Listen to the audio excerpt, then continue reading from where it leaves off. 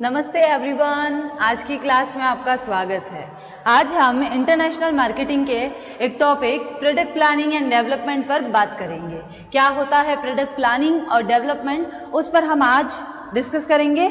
तो चलिए, सबसे पहले हमको ये डिस्कस करना है कि प्रोडक्ट होता क्या है, प्रोडक्ट की प्लानिंग कैसे करते हैं। इस सारे टॉपिक में हम ये डिस्कस करने वाले हैं। तो चलिए, सबसे पहले इसके जो कीवर्ड्स हैं उनको देख लेते हैं कि उत्पाद जो है वो समस्त विपणन क्रियाओं का केंद्र बिंदु है। प्रोडक्ट सेंटर पॉइंट है किसका? Centre point of marketing activities. Marketing activities बिना किसी उत्पाद के कोई भी विपणन क्रिया नहीं हो सकती है। Without product marketing mix, marketing activities हो सकती है क्या? जब प्रोडक्ट ही नहीं है तो आप मार्केटिंग किस चीज की करोगे? आप बेचोगे क्या? आप किस पर प्रॉफिट गेन करोगे? क्लियर है? अब देखिए, हमने जब मार्केटिंग मिक्स पढ़ा था तब हमने कुछ टॉपिक देखे थे, कुछ पॉइंट्स देखे थे। मार्केटिंग मिक्स क्या होता है? मार्केटिंग मिक्स देखिए, मार्केटिंग मिक्स में हमने 4 P's पढ़े थे, याद है? 4 P's हमने पढ़े थे। उन 4 P's में जो P's है उनका हर एक का अलग अलग मतलब है। सबसे पहले हम लिख देते हैं प्रोडक्ट, फिर लिख लेते हैं प्राइस, फिर लिख लेते हैं हमारा प्लेस, एंड देन उसके बाद हम लिख लेते हैं प्रमोशन। ठीक है?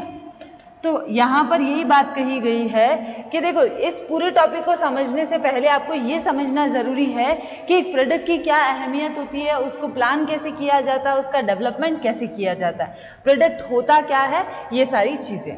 तो चलिए, यहाँ पर हम बात कर रहे थे कि बिना प्रोडक्ट के आप कभी कोई भी एक्टिविटी नहीं कर सकते, चाहे वो मार्केटिंग मिक्स की हो, चाहे वो कोई भी ऐसी एक्टिविटी जो सेलिंग के पर्पज से की जा रही है। ठीक है? तो देखिए, प्रोडक्ट के बिना कोई प्राइस डिसाइड हो सकती है क्या? प्रोडक्ट के बिना प्लेस पॉसिबल ही नहीं है। बिना प्रोडक्ट आप प्रमोशन करोगे क्या? नहीं हो सकता। तो विदाउट प्रोडक्ट आप कोई भी ऐसी मार्केटिंग एक्टिविटीज नहीं कर सकते। परंतु अगर आपके पास प्रोडक्ट है तो आप डोमेस्टिक एरिया में जैसी प्लानिंग और डेवलपमेंट कर रहे हो, जरूरी नहीं है कि इंटरनेशनल लेवल पर भी वैसी ही प्लानिंग और डेवलपमेंट चले। ये सबसे ज्यादा डिफिकल्टी की बात है कि जैसा हम सोचते हैं, जैसा हमारे स्वदेश में होता है, वैसा जरूरी नहीं है कि बाहर के विदेशों में भी वैसा ही हो। तो इसके लिए हमको प्लानिंग और डेवलपमेंट की जो स्ट्रेटेजीज है वो डिस्कस करनी है, वो बनानी है कि किस तरह से उनको प्लान किया जाए ताकि हमारा प्रोडक्ट क्या हो, ज्यादा से ज्यादा सेल हो सके। यहां तक समझ आया आप लोगों को? अब देखिए कि प्रोडक्ट कौन सा खरीदा जाएगा। प्रोडक्ट है हमारे पास, पर हम जिस मार्केट में बेच रहे हैं वहां पर कंज्यूमर कौन सा प्रोडक्ट खरीदेगा? जिस प्रोडक्ट से उसकी डिजायर, जिस प्रोडक्ट पर उसकी इच्छा हो, जिस प्रोडक्ट को उसकी जरूरत हो, या जिस प्रोडक्ट की उसकी वांट्स हो। ठीक है? अगर ये तीनों, अगर किसी प्रोडक्ट से कंज्यूमर को या बायर को डिजायर, नीड और वांट्स तीनों अगर फुलफिल होते हैं तो कंज्यूमर क्या करेगा? उस प्रोडक्ट का कंज्यूम करेगा, उस प्रोडक्ट को खरीदेगा। ठीक है? जब भी हम मार्केट में जाते हैं, तो जब भी कुछ भी कंपनी अगर प्रोडक्ट बनाती है तो वो सबसे पहला जो पॉइंट है वो ये ध्यान रखती है कि बायर क्यों खरीदेगा हमारा प्रोडक्ट। आप कुछ भी बोलने, सुनने, समझने, किसी भी एक्टिविटी को परफॉर्म करने से पहले ये सोचते हो कि इस एक्टिविटी का मतलब क्या होगा, इस एक्टिविटी से क्या मिलेगा। तो प्रोडक्ट जब भी आप बनाते हो, प्लान करते हो, डेवलपमेंट होता है उसका, तो हमको ये सबसे पहले मद्देनजर रखना है कि जो भी हम प्रोडक्ट बना रहे हैं, जो भी प्लान कर रहे हैं, कंज्यूमर के रिलेटेड उस प्रोडक्ट में ऐसा क्या है जिससे कंज्यूमर उस प्रोडक्ट को खरीदेगा। क्लियर है यहां तक? अब देखिए, इसी प्रकार औद्योगिक दृष्टि से समृद्ध परिपक्व बाजारों में उपभोक्ताओं की क्रय शक्ति बढ़ने और बेहतर जीवन किस्म की मांग के कारण अंतर्राष्ट्रीय विपणनकर्ताओं के लिए बेहतर अवसर और चुनौतियां विद्यमान हैं। धीरे धीरे धीरे हम क्या कर रहे हैं, हम अपने प्रोडक्ट को विस्तृत कर रहे हैं, एक्सपांड कर रहे हैं उसका।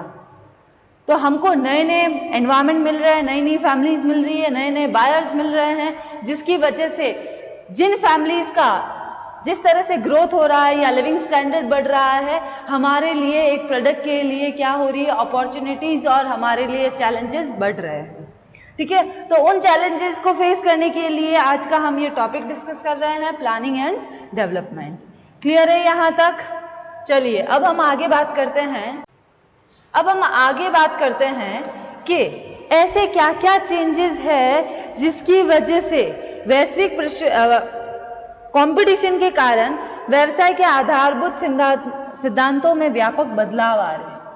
चेंजेस क्यों आ रहे हैं, उनका बेस जानने के लिए क्या चेंजेस है वो हम डिस्कस करते हैं। चलिए, सबसे पहला चेंज, उत्पादों का जीवन चक्र निरंतर छोटा होता जा रहा है। प्रोडक्ट लाइफ साइकिल जो है, product life cycle is too small।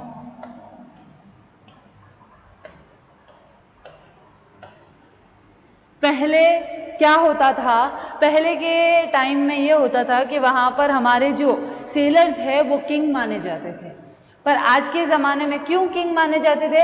क्योंकि कंपटीशन नहीं था, क्योंकि जो चीज़ बाजार में मिल रही है उसको खरीदना आप कह सकते हो ज़रूरत भी होती थी, और आप कह सकते हो कि कुछ अवेलेबल नहीं होता था, ऑप्शन नहीं होता था, इसलिए वो खरीद भी लेते थे।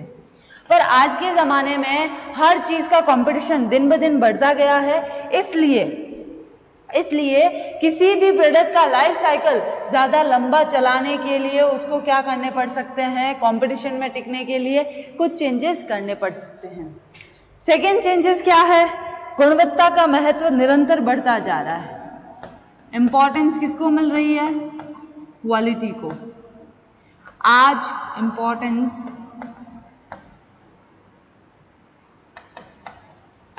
क्वालिटी को इंपॉर्टेंस दी जा रही है। आज कोई भी, चाहे वो मिडिल क्लास फैमिली हो या आपकी टॉप क्लास फैमिली हो, पर फिर भी वो क्या सोचती है कि हमारे जब भी हम कोई प्रोडक्ट खरीदते हैं तो प्रोडक्ट की क्वालिटी अच्छी होनी चाहिए ताकि वो प्रोडक्ट ज़्यादा टाइम तक चल सके। फिर है कि कॉम्पिटिटिव प्राइस, ये भी चेंजेस का सबसे मेन मुद्दा हो सकता है। क्यों? जैसे ए नाम की कंपनी ने एक्स नाम का प्रोडक्ट बनाया, उसने प्राइस कितनी रखी? 10 रुपये। ठीक है, अब बी नाम की कंपनी ने सेम प्रोडक्ट बनाया एक्स, उसने क्या किया, उस प्रोडक्ट की, यानी कि ये पहले से ही एग्जिस्टेड थी, ये 2020 में आई, ये 2021 में आई, ये पहले से ही एग्जिस्टेड थी 10 रुपये में, यानी जो बी आया है वो कम प्राइस में बेचेगा। ठीक है, तो उसने 8 रुपये कर दी। तो अब कंज्यूमर किसके पास जाएंगे? सेम प्रोडक्ट होगा तो बी के पास। तो ये वेरिएशन भी आ गया है। फिर है न्यू मार्केटिंग स्ट्रेटजी, मार्केटिंग की नई नई तकनीकों के, नई नई व्यू रचनाओं के आने के कारण भी बदलाव आ रहे हैं। क्लियर है यहाँ तक स्ट्रेटजीज? ठीक है, फिर है कि बेस्ट क्वालिटी प्रोडक्ट और सर्विस की डिमांड करने लग गए हैं। कैसा प्रोडक्ट चाहिए उनको? Best quality.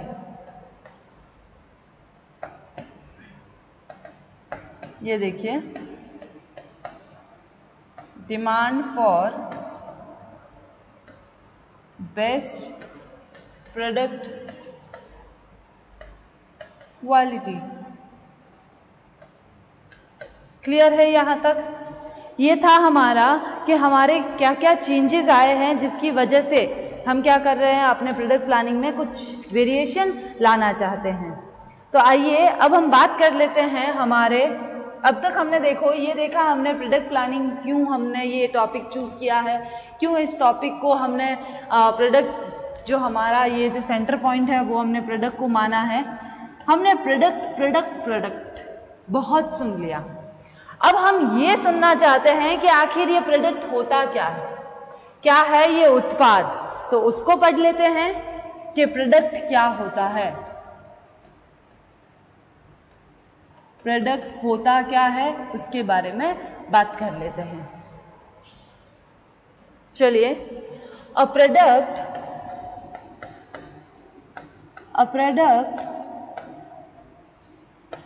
is the item offered for sale, जो बेचने के लिए प्रस्तावित होती है, जो भी वस्तु, जो भी आइटम, उसको हम प्रोडक्ट कह सकते हैं। A product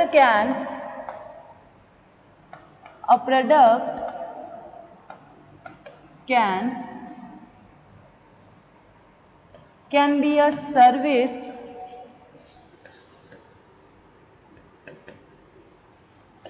or an item. It can be physical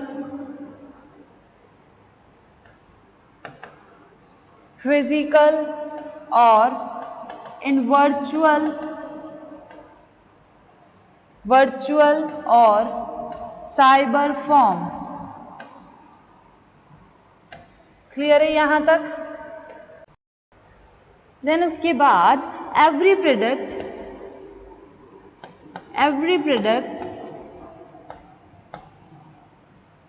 is made at a cost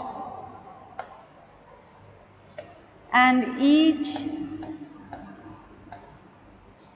is sold at a price. Product किस पर बनता है? Cost per. और सेल किस पर होता है? उसकी प्राइस पर। ठीक है, द प्राइस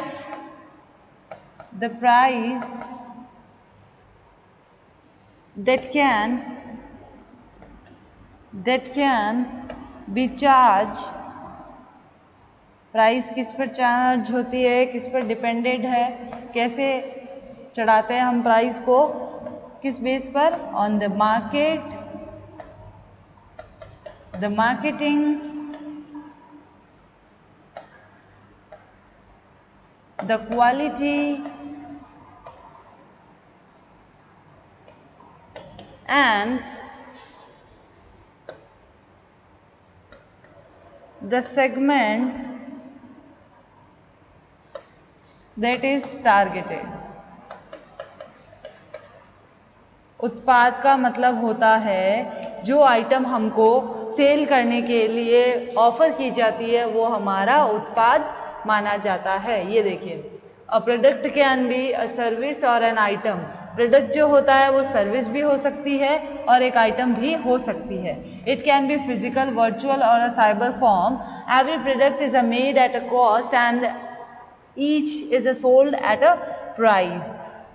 हमारा जो उत्पाद है, उत्पाद दृश्य या अदृश्य विशेषताओं का एक मिश्रण है, जिसमें पैकेजिंग, रंग, मूल्य, गुडविल, फुटकर, ये जो रिटेलर, जो होलसेलर, इनकी गुडविल, इनकी नीड्स, इनकी क्या हुआ, इन सब की आवश्यकताओं को संतुष्ट करने के लिए स्वीकार कर सकता है।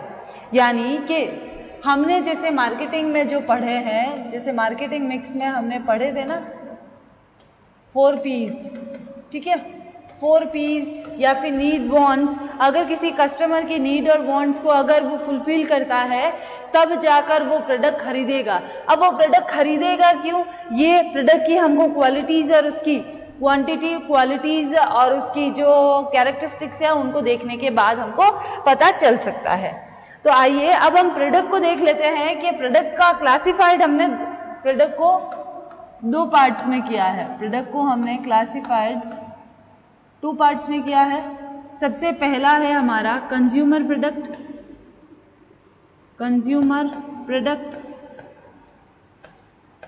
अब ये क्या होता है इसके बारे में भी बात करेंगे। ठीक। सेकेंड है हमारा इंडस्ट्रियल प्रोडक्ट। इंडस्ट्रियल प्रोडक्ट में हमारे मशीन्स, प्लांट, ये सारे प्रोडक्ट्स आते हैं। तो इस तरह से ये हमारा प्रोडक्ट का क्लासिफिकेशन है। इसकी जो कॉस्ट होती है, हमेशा इसकी जो प्राइस होती है वो कंपैरेटिव कंज्यूमर प्रोडक्ट के हाई रहती है। क्लियर है यहाँ तक? इसकी हमेशा कंज्यूमर प्रोडक्ट की कॉस्ट कंपैरेटिवली लो रहती है। क्लियर है यहाँ तक? अब हम आगे बात करते हैं, जो हमारा मेन हेडलाइन टॉपिक था वो था हमारा प्रोडक्ट प्लानिंग। उसके बारे में बात कर लेते हैं, प्रोडक्ट प्लानिंग। ठीक है, क्या होता है प्रोडक्ट प्लानिंग, उसके बारे में देख लेते हैं। चलिए अब हम बात करते हैं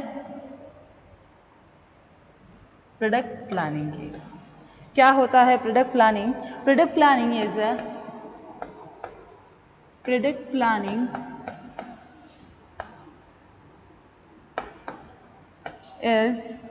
the ongoing process of identifying and articulating market requirements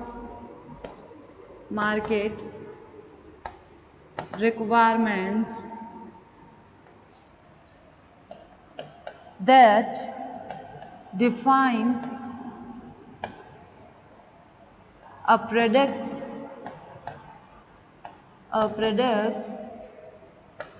feature set. It serves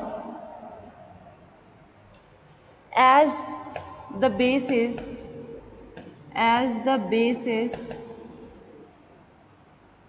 for decision making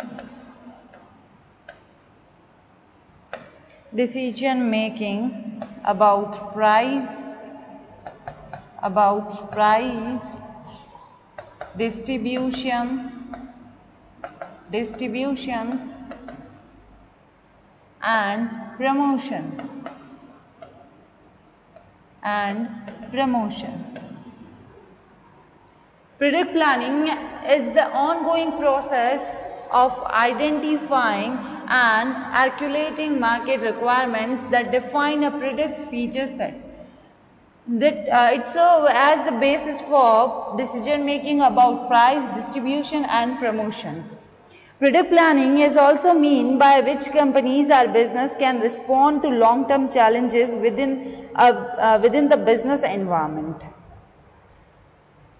product planning, अंतर्राष्ट्रीय विपणन नियोजन एक ऐसी क्रिया है जिसमें एक संस्था अपने संसाधनों को अपने उद्देश्य और अवसरों को प्राप्त करने के लिए मिलाती है।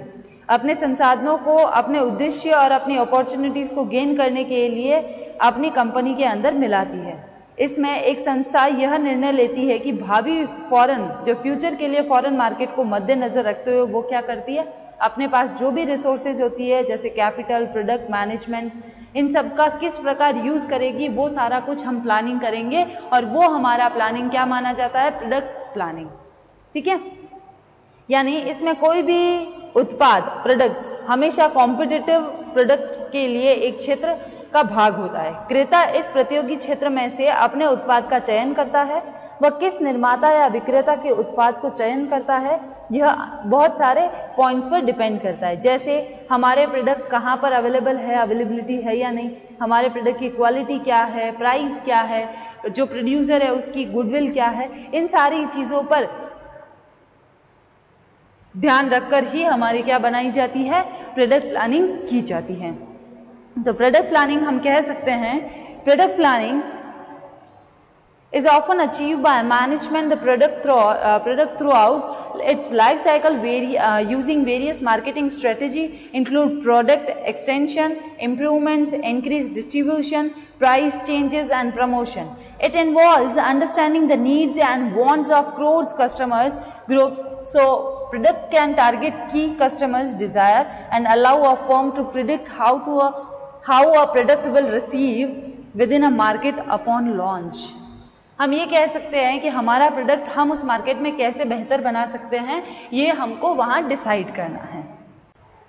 हम अपने प्रोडक्ट को कैसे वहाँ पर सेट कर सकते हैं, हमारा प्रोडक्ट किस तरह से वहाँ पर उन जो भी मार्केटिंग स्ट्रेटजी है उन पर किस तरह से हम अप्लाई करेंगे, हम जो भी प्रोडक्ट बनाते हैं उसकी चैलेंजेस, उसकी स्ट्रेटजीज, उसकी मार्केटिंग पॉलिसीज, उन सब के बारे में प्लानिंग करना, उन सब के बारे में डिस्कस करना, वो हमारा होता है product planning.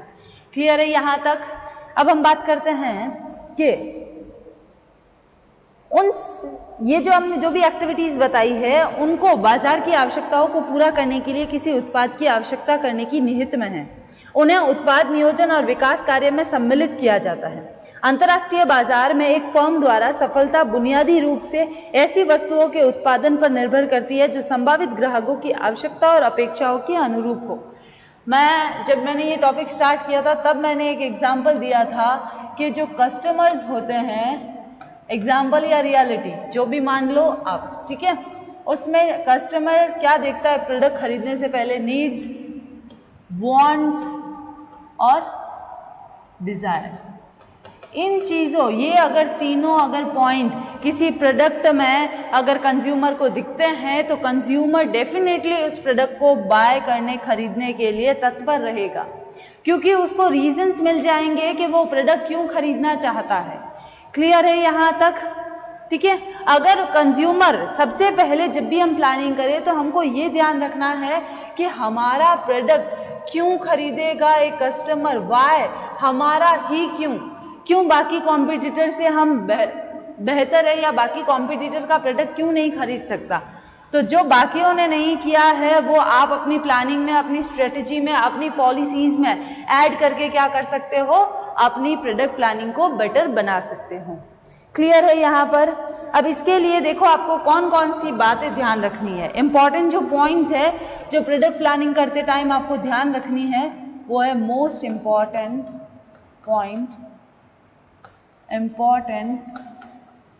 Point for product planning.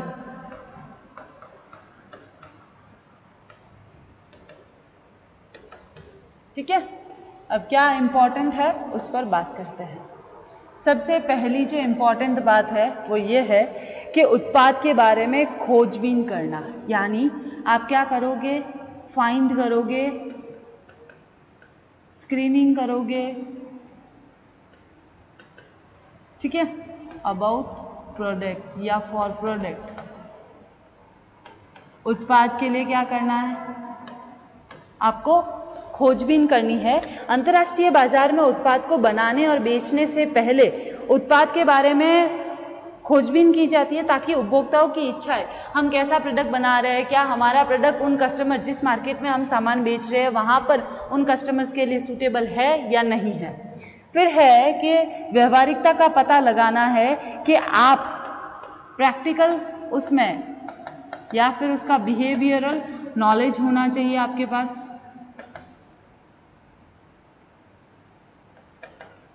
ठीक है। फिर है कि वर्तमान उत्पाद में हेरफेर, एक सेकेंड,